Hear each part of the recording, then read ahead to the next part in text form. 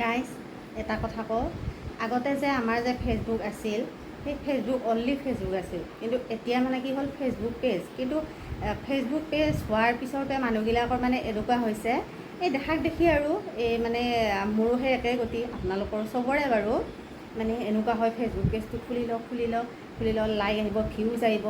Facebook পেজটো খুলিও ল'লোঁ খুলি লোৱাৰ পিছত এনেকুৱা হ'ল মানে আমি যদি ফটো দিওঁ বা মানে আপুনি ক'ৰবাত গৈছে, ভাত খোৱাৰ ভিডিঅ' দিছোঁ বা ঘৰত যিখিনি দৈনন্দিন মানুহৰ কাম থাকে সেইখিনি দিছোঁ, কোনোবাই লাইক কৰিছে, কোনোবাই নাই কৰা, ইচ্ছা গৈছে কৰিছে, কোনোবাই কমেণ্ট কৰিছে সেইটো বাৰু বাদ দিছোঁ আৰু।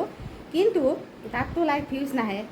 কিন্তু চাব, আপুনি এটা কথা লক্ষ্য কৰিব দেই, যদি আপুনি ক'ৰবাত গৈছে, চেলিব্ৰিটি এটা লগ পালে বা এক্টৰী এটা লগ পালে, ফটো উঠিলে, কিন্তু তেতিয়া সুধিব, ঐ লগবিলাকে ক'ব, ঐ তই ক'ত গৈছিলি, তই ক'ত লগ পাইছিলি আৰু মানে আমাৰ ওচৰ সম্পৰ্কীয় মানুহেও ক'ব, তাই বোলে অমুক তমুক হেৰি হৈছে, তেতিয়া আমাৰ অকণমান হ'লে লাইক ভিউজ আহিব। এই দুটাৰ মাজত বহুত পাৰ্থক্য আছে।